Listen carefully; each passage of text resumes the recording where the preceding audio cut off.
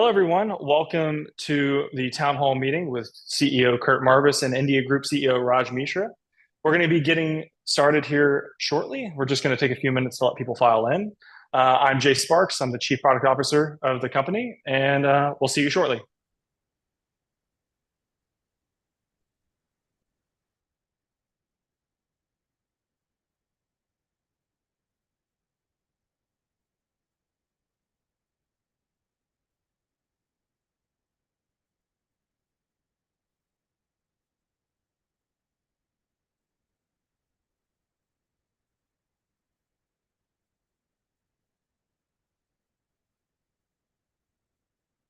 Yes, I am.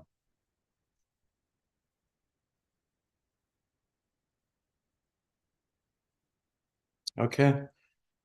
Hello, everyone. Thanks so much for joining us today for our town hall. Super excited to introduce all of our shareholders and followers to our recently announced group CEO for our India business, Raj Mishra.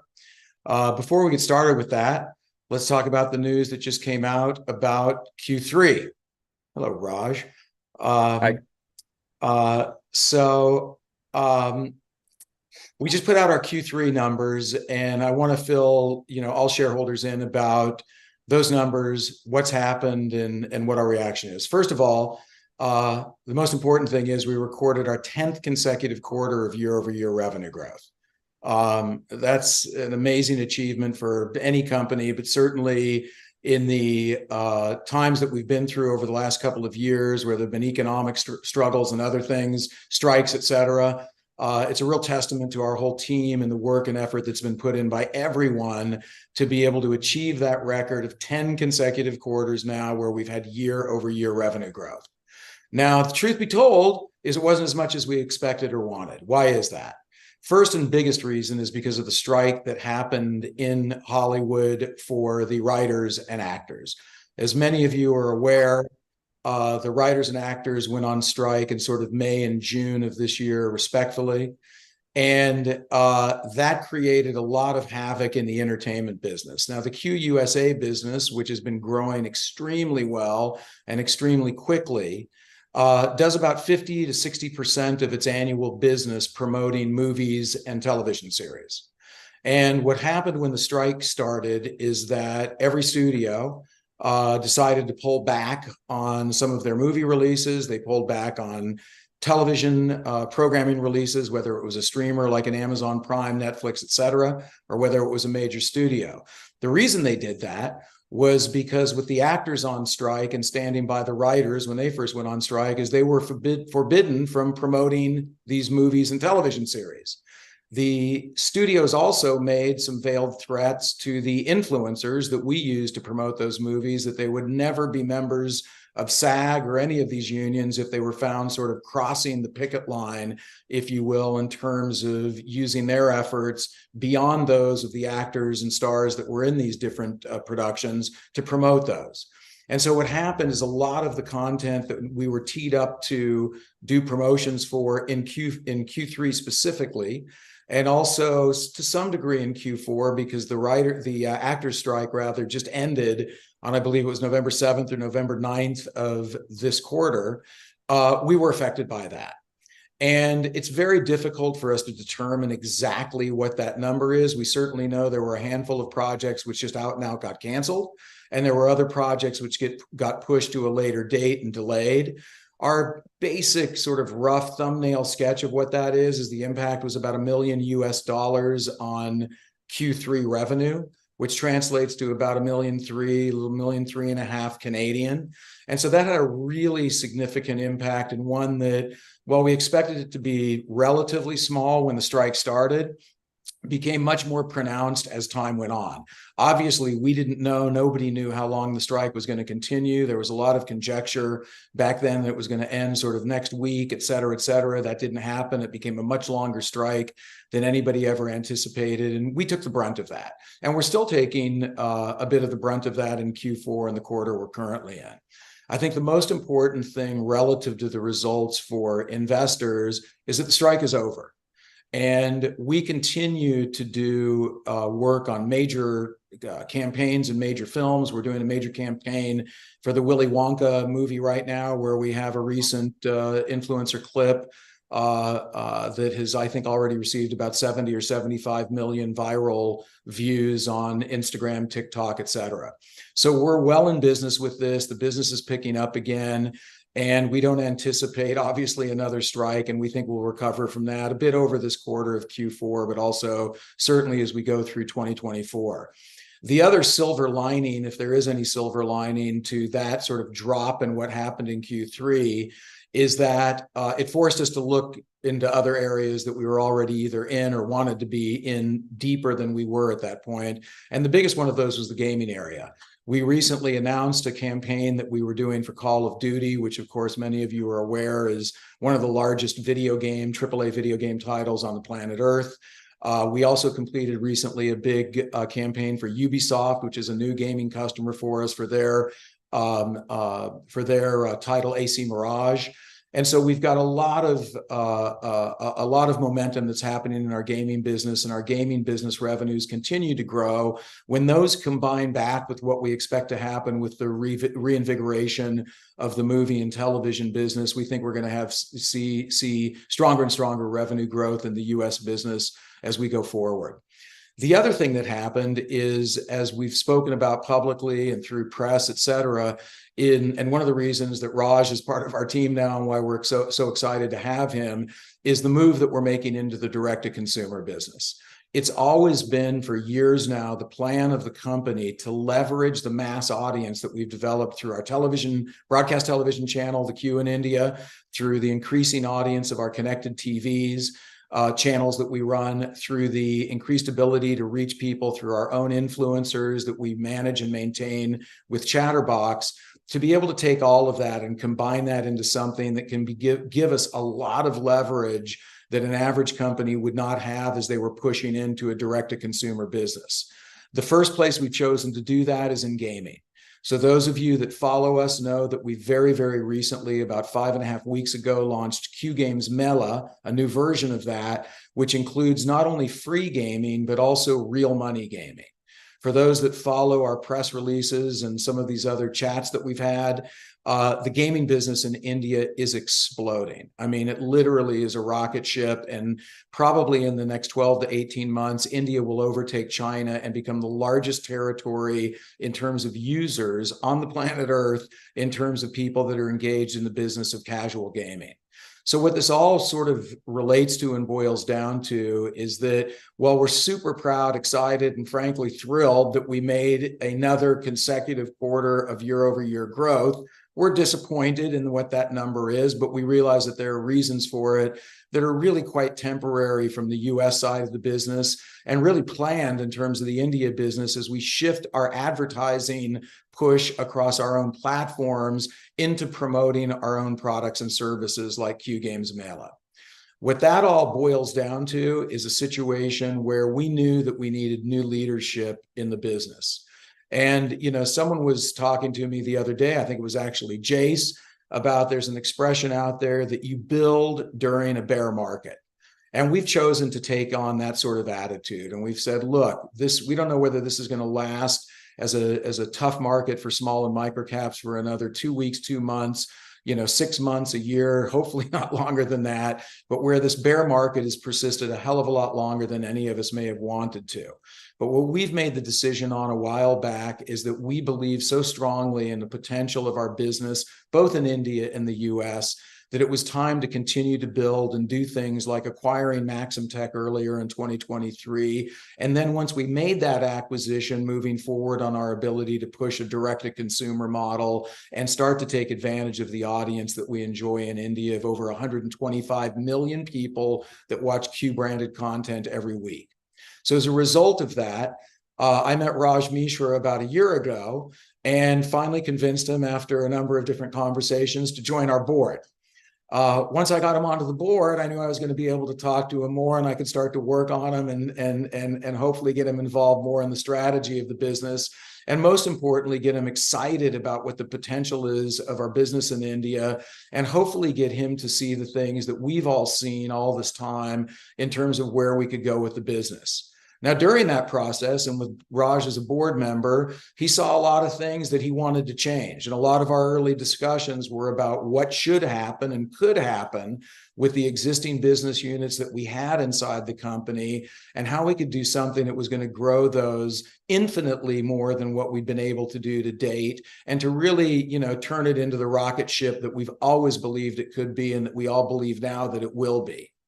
And so after a fairly lengthy time period of negotiation with Raj, who's a smart, young, handsome Indian man, as you can now see that you're seeing him on your screen. By the way, I told him that we work 24/7. He didn't realize that he's in Delhi, India right now, that meant that he had to do investor town halls at 2:45 a.m. India time, which is what time it is for Raj. So I was able to convince him that the opportunity that we had at QU Media with our India business, and ultimately to some degree as influencer campaigns become more global for the entire business, including the US business, that there was a massive, massive opportunity for the company that, regardless of the growth that we've experienced over the last couple of years, is largely still untapped from our point of view.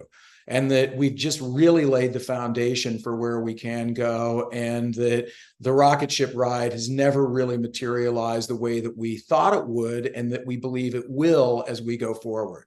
And so after many, many discussions of all hours of the day and night with Raj, he became convinced, like I am, that that opportunity exists. But he did, in terms of that opportunity, believe that there were a lot of things that we needed to do that came from his learnings, from his previous experience at ridiculously high growth companies in India like Musical.ly and TikTok.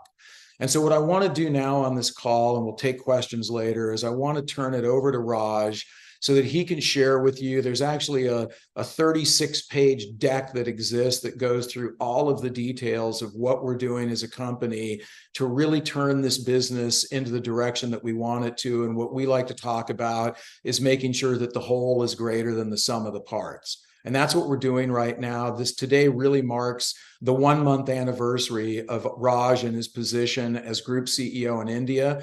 I can tell you, and Jace would echo it, and any of our other executives and in the board and anybody that's in our business and in our company will tell you, his effect has already been profound on the shaping of this business as we exit 2023 and head into 2024. And as I said in the press release about our earnings that just came out, we are believers that 2024 is going to see a reinvigoration of the growth that we saw in 2021 and 2022, where the rocket ship ride is going to return. That's going to take a hell of a lot of hard work. It's going to take a lot of diligence and a lot of things that we have to do in all sorts of different areas of the business to make that happen. But I think in Raj, we've got the leadership now that we've needed inside the company to have the vision across the entire business in India that's not being guided from me in Los Angeles, 12,000 miles away, and who's not, frankly, an Indian by birth, obviously. And to get one of the most successful entrepreneurs in the digital space and in the media space in India over the last decade, which is Raj, and to get him to lead us forward in the business that we all believe we can create going forward. So with that, Raj, I'm going to turn it over to you. Raj will share with you his presentation and fill you in high level on what some of the ideas and concepts are that hopefully will get all of our shareholders that are listening as excited about the future for the business as we are. Sure. Thanks, Curt. Hi, everyone. Before I begin, pretty stoked to be here, honestly. I mean, it's a great opportunity for me at the first month of my anniversary to be able to address important stakeholders like you all, shareholders, as well as the believers and investors we've had on board.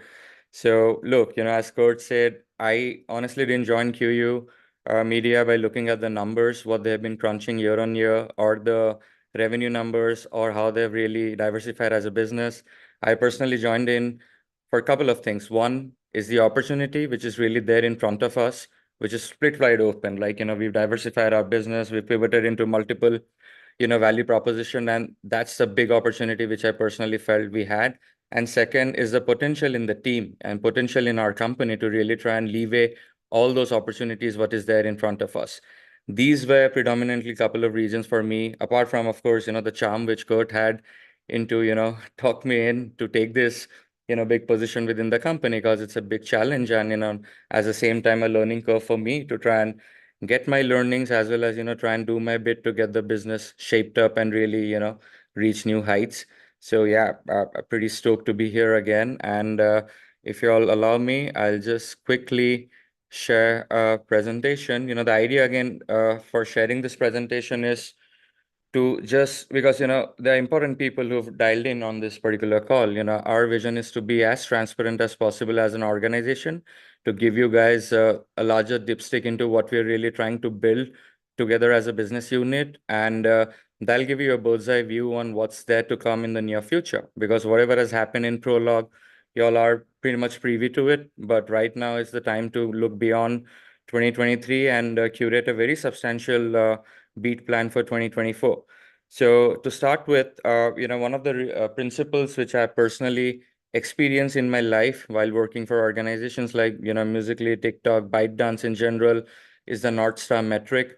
I'm sure many of you on the call would be privy to that. The idea behind the North Star metric is to basically stitch, the individual and the team's goals, which gets directly proportional to the larger company objectives. The more in sync the teams are for what the company really needs at the end of the day, the better the efficiency is, the better the transparency is, and the better the overall goal alignment and setting is. So that's what, as a culture, we've been trying to build at QU, and we strongly believe going forward, we're going to be pinning down as the top of the priority setting to do that for the larger teams will be joining us in this entire mission to make it successful. So and that's something TikTok wasn't, TikTok isn't TikTok for just the product, right?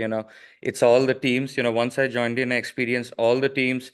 They were really open to co-collaborate, really open to bring in their values on the table, trying to cross-pollinate with each other, be that the operations team, the strategic partnership team, the UX, UI, the product, the market research, and all these guys really took in that opportunity to drive value to each other. And that was fundamental, the secret sauce of what TikTok was. And I'd love to sort of get those learnings onto, QU Media. Of course, there's a lot of things which has already been done thanks to the leadership of Curt and the board and all the guys we have on the team. But if there are certain things which I can, get the team to adapt to, that'll be only in the company's benefit, which is what I'm trying to do. So I'll just quickly run down, these are certain sub goals which we've really identified as a company to try and build for us. The ones you see on the left are usual bottlenecks, which company at QU stature or a larger, bigger company would usually have. But the good part is that, once I've joined in my 1 month of experience, I've experienced all of these things have already been taken care of. So I don't have an uphill battle to kind of fight through. The team's really driven. They are goal oriented. They're really hungry. They have that go-getter attitude to really try and make in a difference, bring in a change. So that's something which I'm really proud of already with the team. But the idea behind showing you guys this entire template is, as a company, we strongly believe in alignment within our organization. That's the culture we're really trying to build. So anyone who's already been a part of the QU family or the ones who are going to join us in the future are going to be privy to this particular culture, which we, bring in together as a team. So that's something, which we really prioritize in terms of our priority setting. All right, so this is the very important slide. This is the reason for me, honestly, to kind of decide on jumping onto QU, because we are one of the, unique media and entertainment companies who have an amalgamation of multiple business offerings. This is our toolkit. This is what differentiates us from any other media and entertainment company in the market, because that's our arsenal. We have the traditional business of the TV. We have the connected TV, which is obviously, booming at this point of time. We've had a great acquisition with Chatterbox coming into the play that sort of diversified our creator, acquisition, as well as the creator holding, which we have in the, creator economy in India. Specifically, there's interactive gaming, which Curt spoke about. Again, that's booming, as we all know. gaming's a sector which has really sort of envisioned a lot of guys to invest in and try and ride the bandwagon of success. And again, there's an advertising and media services, which is the core of the business. So our idea, is to sort of cross-pollinate between all these businesses together and try and create unique and substantial value proposition for our users who are, so any user who has an access to internet, who has an access to data is a potential user for QU Media.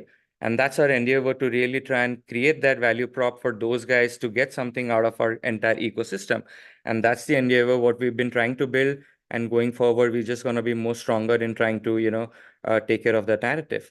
So, what's our business objective? Like, all you guys would be privy that, QU stands for everything which is entertainment, virality, and pop culture. That's the genesis. That's the core. That's what the team's been trying to build, and that sort of translates into whatever we've done so far. And I mean, the numbers are there to see. So all we need to do right now is to kind of shape that narrative, and that's something me and the team are really focused on doing moving forward.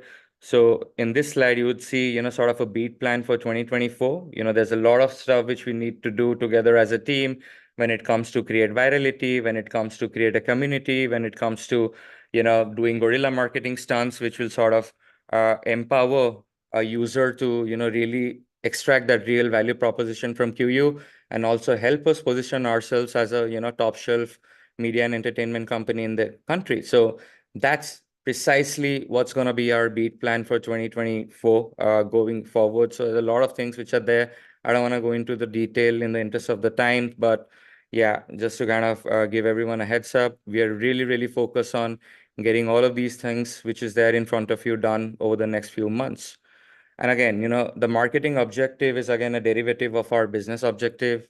This is basically for the traditional business what we have, which is the channels business as well as the connected TV business.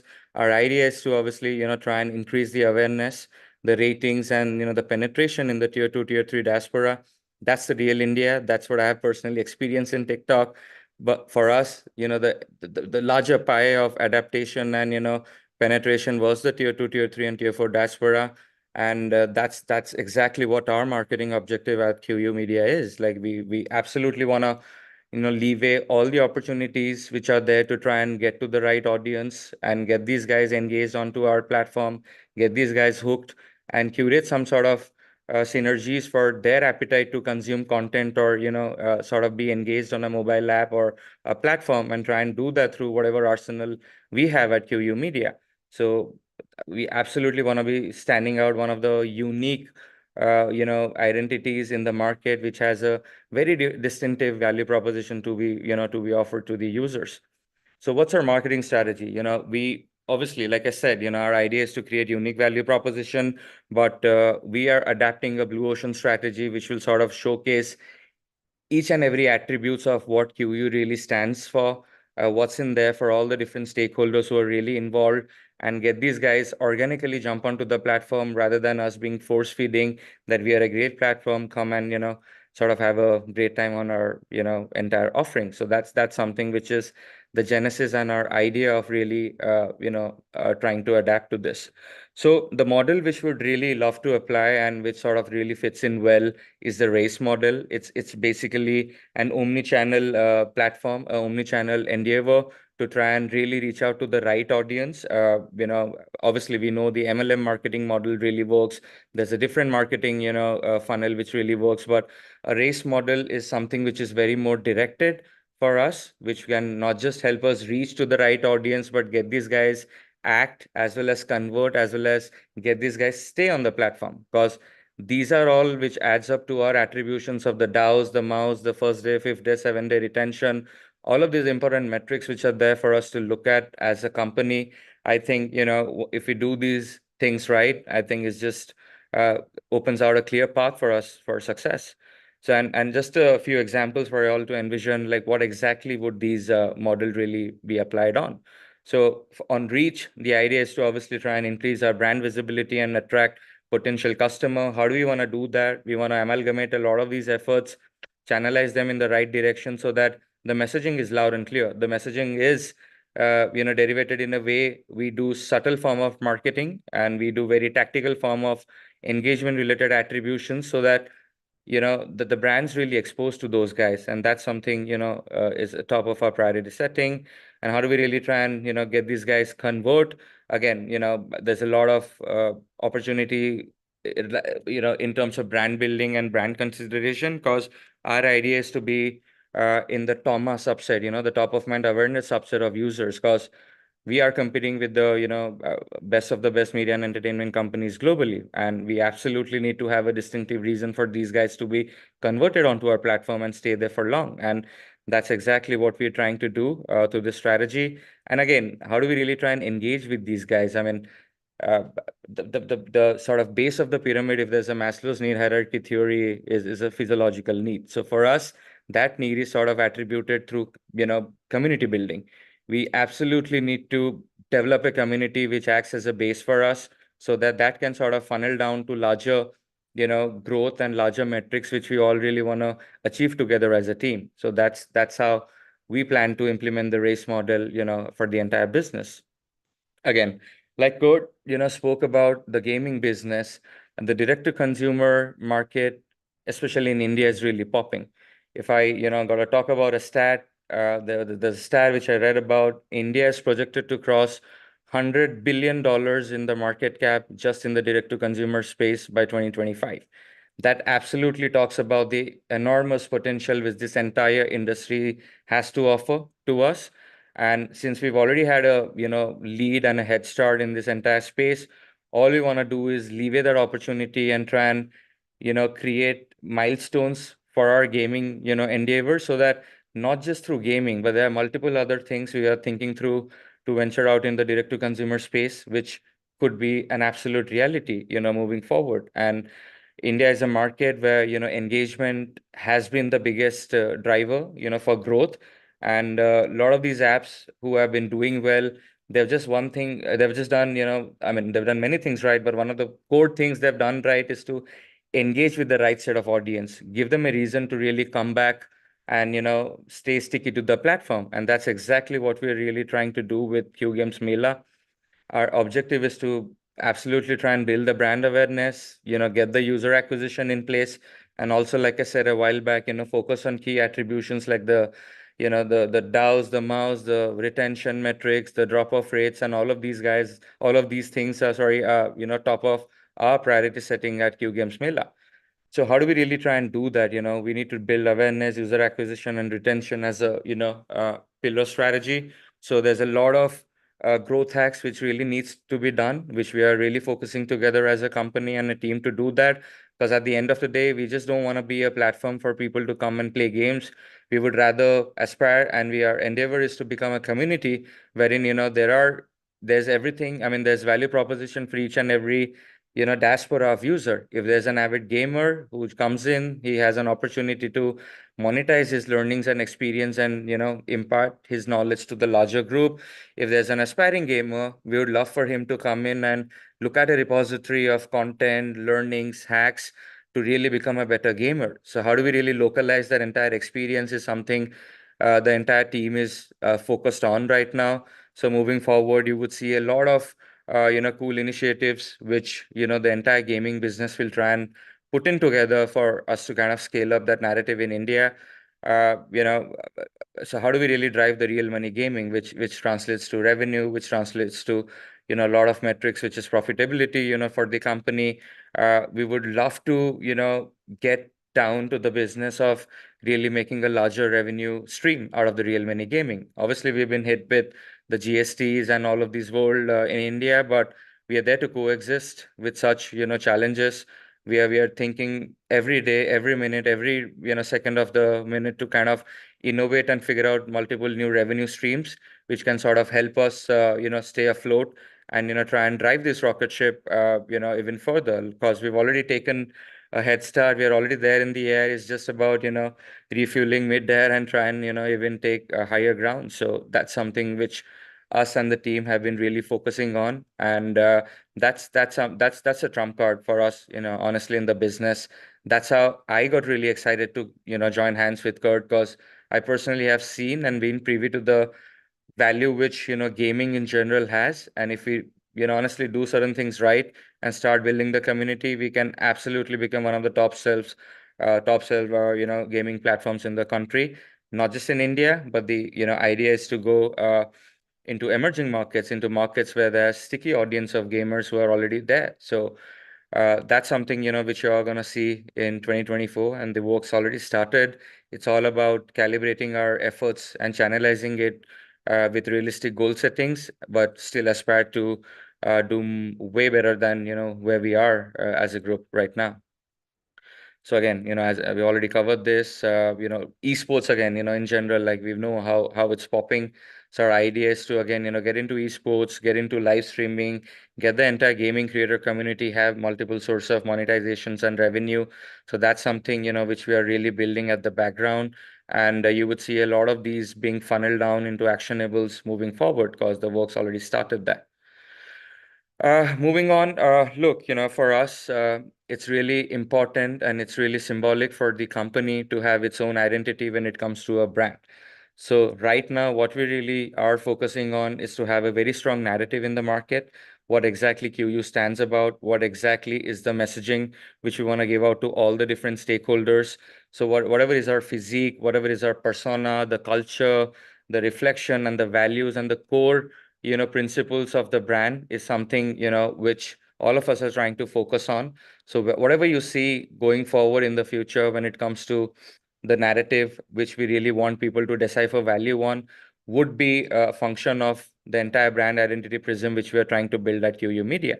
So that's, predominantly driving entertainment, virality, pop culture, engaging with the right community, creating aspirational value for folks to be part of the ecosystem. So all of these, key attributions are a part of what we're really trying to build at QU Media. So with that note, I'd just want to conclude saying that, look, for us, we've factored a lot of, different things which has happened in the market globally, like Curt said about the strike in the US, the general market, dynamics and all. But we've already had a head start. We've already there. The trains left the station. For us, right now, we just want to be staying, focused on what's really the need of the hour. And for us, we absolutely, the entire thing which I just presented to you guys, we're going to put into action. We've already started putting those things to action. And for us, the most important thing is, I mean, we are not doing this town hall or this presentation just to do a 2x or a 3x of, the value creation for shareholders moving forward.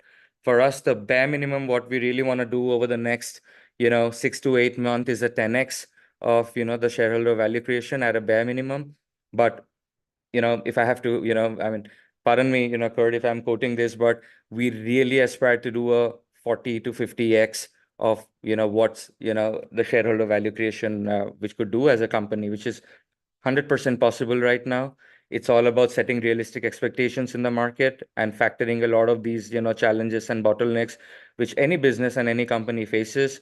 But we've got the right, set of people, we've got the right team, we've got the right vision and the right leadership across the different functions to sort of, guide this rocket ship into multiple milestones moving forward. So I hope, we have the continued support and belief of you guys, the shareholders who are the most critical pillars of the company.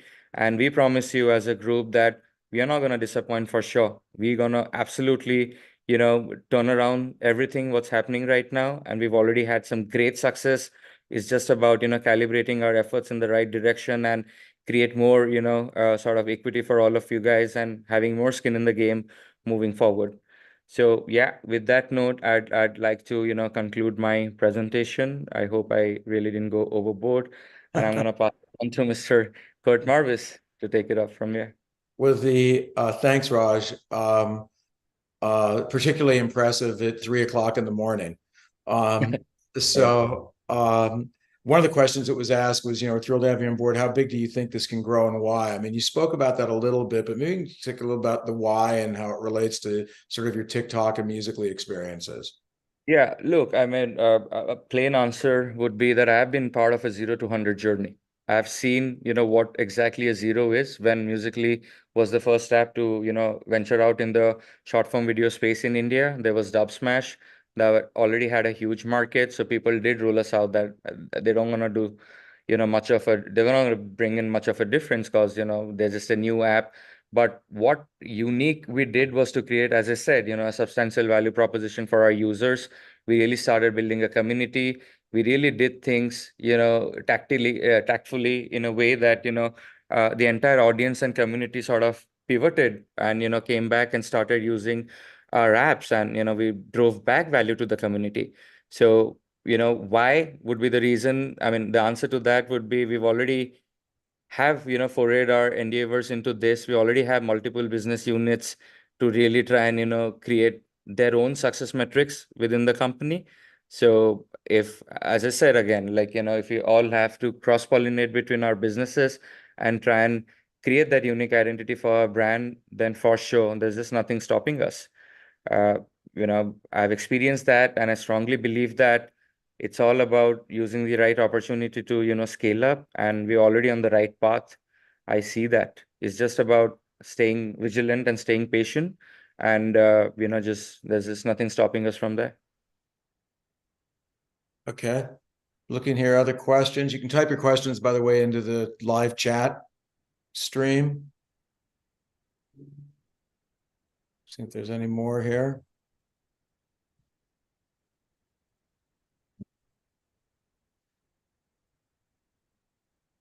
Raj, maybe too, I think a lot of people would be curious because we've spoken about it quite a bit, but maybe you could just explain for the investors a little bit about, when Musical.ly was acquired by ByteDance and kind of what happened there with your experience. Sure, great. I mean, for us, we had a great run from 2016 to 2018. While we were building Musical.ly, and Musical.ly was successful because we built a very sticky community of, users and creators. So there's a mix of content creators who got a platform to really grow and, express themselves. And there was a similar mix of content consumers who really, invested a lot of time in consuming that particular content. So once, we became one of the top shelves apps globally, ByteDance really took interest, and ByteDance, thought of acquiring us. The reason, I know for a fact that we've agreed for this acquisition was ByteDance brought in a lot of technology innovations, a lot of AI ML capabilities, sort of which strengthened our overall core value proposition in the market. And, the creators were, of course, taken aback that, from Musical.ly, why it had to be rebranded to TikTok. And that was, again, a very, big, challenge for me and the team, to really try and convince them that, it's a new home, what we are getting. We are going to just go, 100x from what we are right now. So the entire experience was really overwhelming. Once we joined hands with ByteDance, I mean, there's just no looking back. There's a lot of cool things what we did. There's a lot of tech capabilities which were brought in, the way we understood user behavior and sort of amalgamated that by, feeding out content which they really liked. All of these things really helped. So, if I had to draw parallel to that experience to what we are doing at QU Media right now, is that we already have the ingredients in place. We've already started to, put it in the oven and start cooking. It's just about, you know, sort of garnishing it with the right herbs again and starting to, cook a dish which is really, really, acceptable to the audience. And that's exactly what we should be doing, and we are doing right now at QU Media.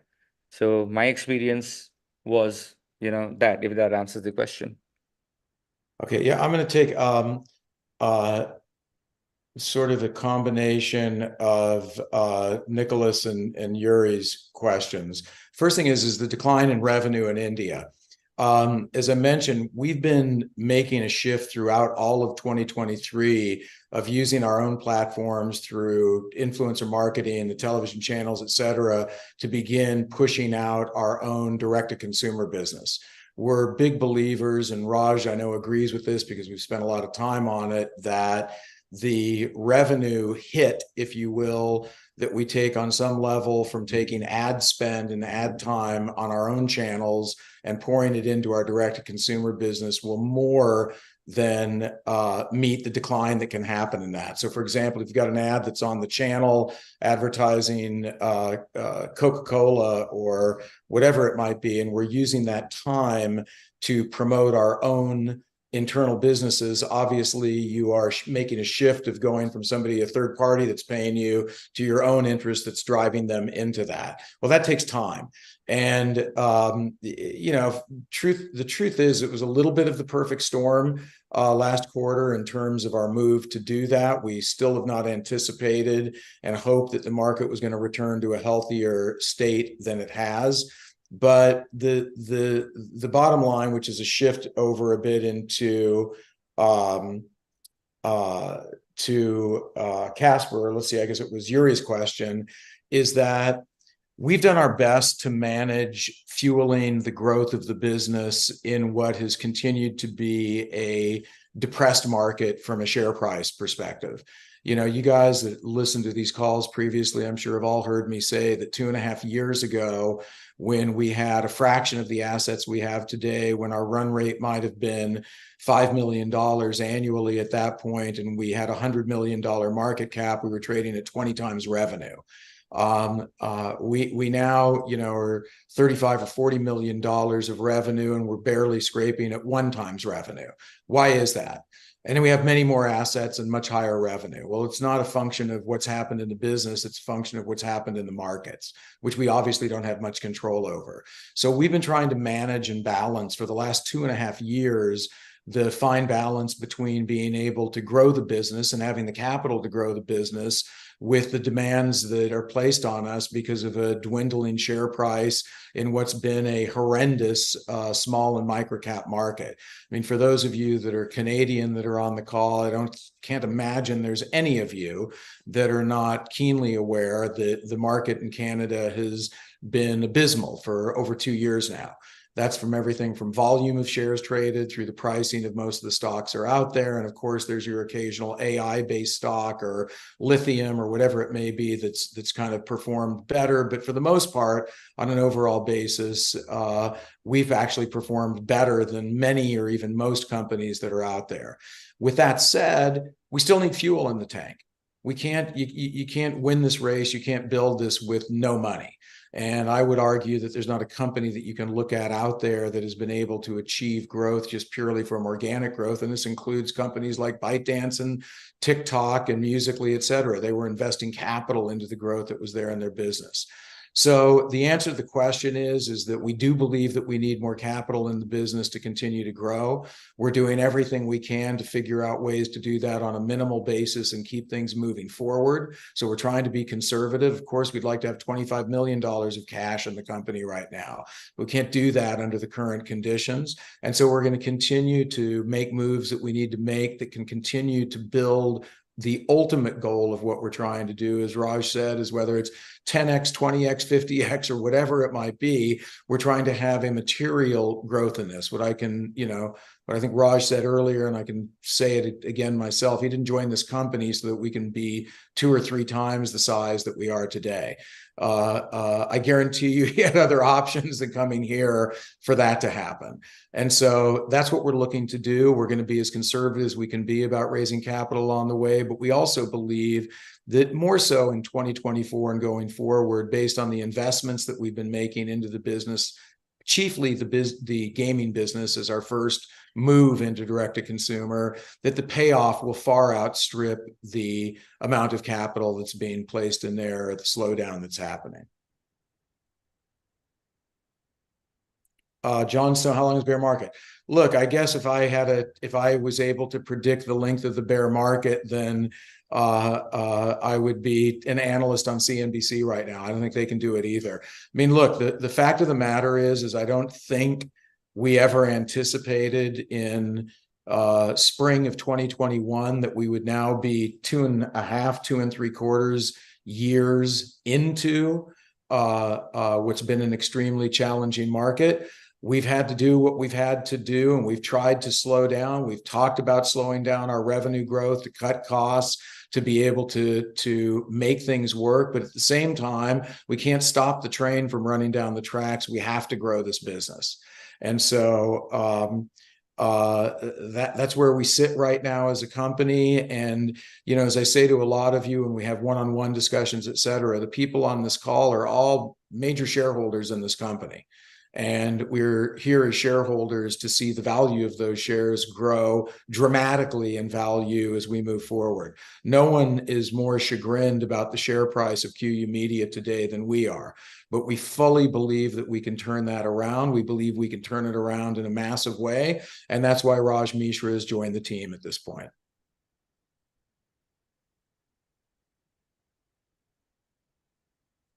Question about the U.S. strike. Yeah, look, the U.S. strike and our push to EBITDA. I mean, the U.S. strike is the U.S. business has the highest gross margins of any business that we have. And so when you lose, $1 million of revenue, that does have a significant effect on our EBITDA. The belief is that obviously, as I said a few minutes ago, when that strike started, we didn't know whether it was going to last 2 days, 2 weeks, 2 months, or whatever, nor did anybody else. Lasted a hell of a lot longer than I think anybody anticipated originally, ourselves included. It's over now. The recovery has already started. We're already seeing it. We're seeing it in the pipeline of work that we now have in this quarter and moving into Q1. So that was a speed bump. It was an unfortunate one. We're not happy about it, but I think you would be short-sighted if you were worried about the company based on what happened in the U.S. business on the strike. That's not something that we think is going to be, well, certainly not a problem on a go-forward basis. And we feel, very, very confident that we've established a pipeline of business and customers in the U.S., including around the entertainment business, to sustain that. I am going, and it's now, we've been on for 45 minutes, so this is going to draw this to a close. We are going to make an effort to have these happen more frequently going forward. Obviously, you can all send questions into our shareholder area, and we do our best to answer those. Additionally, this entire presentation, if you want to look more carefully at some of the slides that Raj put up, will be available on our website, and it's also available on our YouTube channel that you're watching from today. So just want to thank everybody for joining the call. We thank you most and first and foremost for being shareholders and followers of the company. And here's to joining with Raj to get 10x, 20x, 30x, 40x, 50x going forward, and to see that soon as we go into 2024 based on what we're working 24/7 to make happen. So thank you all very much. And Raj, good night. And the rest of you have a good evening. Thank you, everyone. Thanks, Curt. That's all.